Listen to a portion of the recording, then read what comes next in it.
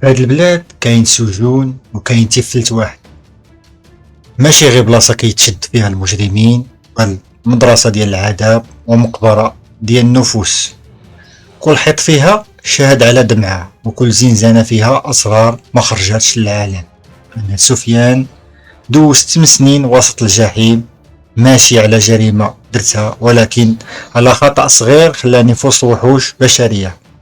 في هاد القصة غادي نرجع بيك لكل لحظة، كيفاش دخلت، شكون كانوا الأعداء ديالي، وشنو وقع في ليلة التمرد الكبيرة اللي كانت ممكن تخرجني في تابوت. راك معايا دابا، شد نفسك ودخل معايا الجحيم. أنا سفيان، تيفلت كنت واحد. كنعيش في الدار البيضاء، حياتي تقلبات في واحد النهار فخ ديال واحد المافيوزي كبير سميتو ولد الغابة.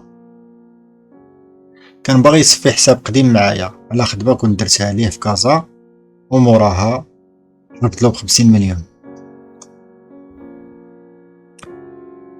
نهار الخميس البوليس شدوني في سيدي معروف، لقاو عندي فردي يعني مسدس و7 ديال الغرام ديال الكوكايين. التهمة ديالي حيازة سلاح ناري ومواد مخدرة ومحاولة تصفية حسابات.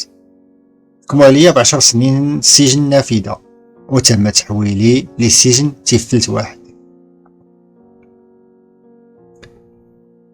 أول نهار في تيفلت واحد حسيت براسي دخلت لعالم آخر. حر الراس لابسين الكحل، ما كيتكلموش، كيتعاملوا معاك بحال شي حيوان. دخلوا لي الحي باء معروف بحي العقارب.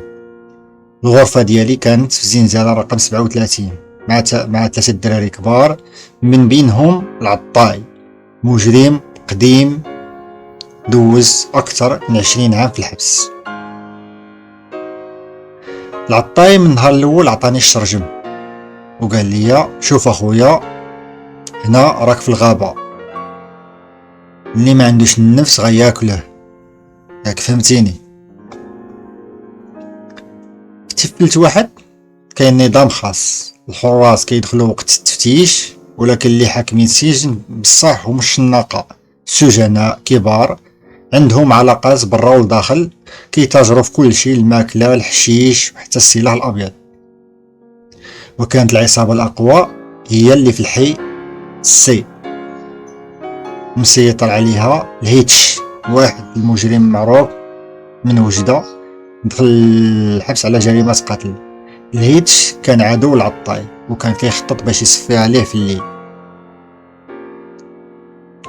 واحد النهار سمعنا الغوات بالليل، لقاو كبور مقتول في الزنزانة 12، مضروب بالسكينة يعني مصدية موسخة. البوليس دخل دار التحقيق ديالو، ولكن في الأخير قيدها ضد مجهول. العطاي جمع معايا وقال لي خاصنا نردو الصرف ولا غادي نكونو حنا التاليين. خططنا نردو الصرف للهيتش، درنا تحالف مع ولد سلا، كان هو المسؤول على الكوزينة، وخلانا ندخلو شي حاجة في الماكلة ديال الهيتش. درنا ليه كاس ديال لاتاي فيه واحد النبتة كتخليه يدوخ ويهضر بزاف. وصلوا داك الكاس داتاي شربو الهيتش، وفاش بدا كيهضر بزاف قدام الحراس بداو يشكو فيه ودخلوه الحبس انفرادي. في صيف 2023 وقعت الفاجعة، تمرد كبير في سجن تيفلت واحد.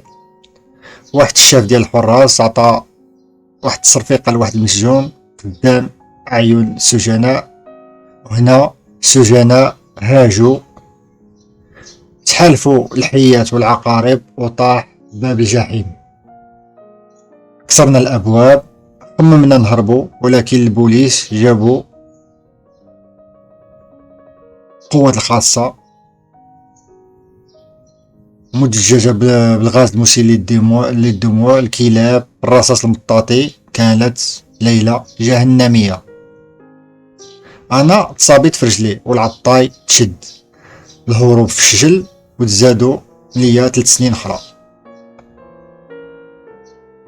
من بعد داك التمرد تبدلت بزاف ديال الحوايج في الحبس، تبدلوا الحراس، تشددات المراقبة، ولكن أنا كان عندي هدف واحد، نخرج حي. بديت نخدم في مكتبة السجن وتعرفت على مول القانون سجين قاري حكم عليه ب15 عام. علمني كيفاش نكتب طلب عفو وكيفاش ندير سلوك حسن. خدمت مزيان، ما دخلتش في المشاكل وقاومت حتى لهيتش حيت خرج من السجن الانفرادي.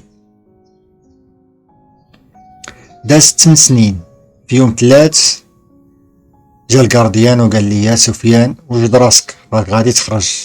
بكيت، ماشي على الفرحة ولكن على الأرواح اللي مشات، على الأيام اللي ضاعت، وعلى الحقد اللي خلاه يستنجم في قلبي. خرجت ولكن جحيم تيفلت واحد باقي تابعني حتى في منامي.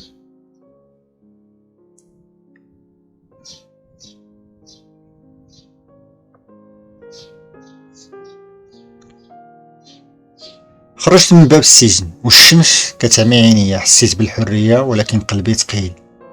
كانوا كيتسناوني خويا الصغير عادل وبنت خالتي نادية، كانت الوحيدة اللي كتبعني في الرسائل وقت السجن.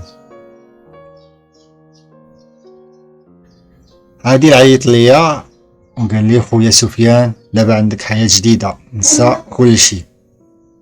ولكن واش نقدر ننسى؟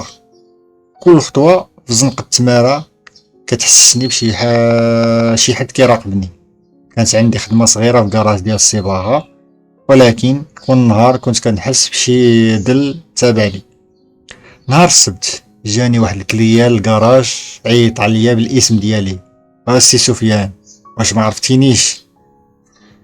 درت لعندو وكان وجهو مألوف ليا. دققت مزيان لقيتو ولد الغابة اللي دخلني للحبس من الاول. ضحك وقال لي بغيت ننض لك الحساب اللي تفكرتي راسك راك نسيتيه. هددني بصوت هادئ قال لي يا نرجع نخدم معاه يا الماضي غادي يفيق ويشرب دمي.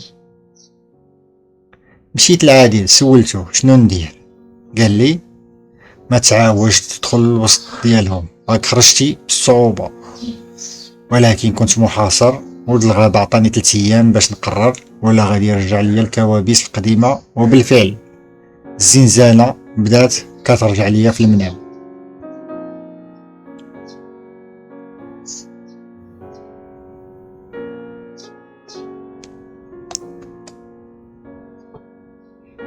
ونادية اللي كنت باغي نبدا مع حياة جديدة شافتني مرة مع ولد الغابة وقالت لي سفيان ماشي نرجعوا لنفس الموضوع، انا ما نقدرش نعيش مع مجرم تاني. والمفاجأة الكبيرة هي فاش جا عندي العطاي صاحبي من السجن، ولكن دابا كيتحرك بذكاء وبدا مشروع شركة ديال ترونسبور في سلا. وقال لي ولد الغابة خاصو يتحيد، راه بزاف ضيعوا حياتهم بسببه. ما نطيحو ولد الغابة ولكن ماشي بالعنف بل بخدعة قانونية. استدرجناه في عملية فيها مخدرات وسيارات مسروقة ودرنا شراكة مزيفة. وفاش سول عند سفيان قال لي العطاي سفيان ما بقاش داك اللي كان، دابا كيخدم معنا في مشروع نقي. ولكن البوليس بالتنسيق مع مول القانون اللي باقي على اتصال به دخلوا في اللحظة المناسبة ولقاو الأدلة. ولد الغابة تشد وتفتحات قضية جديدة على الشبكة ديالو. رجعت عند نادية قلت ليها ما نقدرش نسمحو في الماضي ولكن نقدر نواجهو. قالت لي دابا تقدر تعيش راجل. سفيان بدا صفحة جديدة، خدام مع العطاي في شركة قانونية وكيعاود يساعد شباب خارجين على الطريق. ولكن كل مرة كيشوف القمر كيتفكر جحيم تيفلت واحد. وهنا كتنتهي القصة ديالنا. الى عجبتكم ما تنساوش لي لايك لي كومونتير، واللي ما بابونيش يتابونا ويفعل الجرس، ونتلقاو في قصة قادمة ان شاء الله.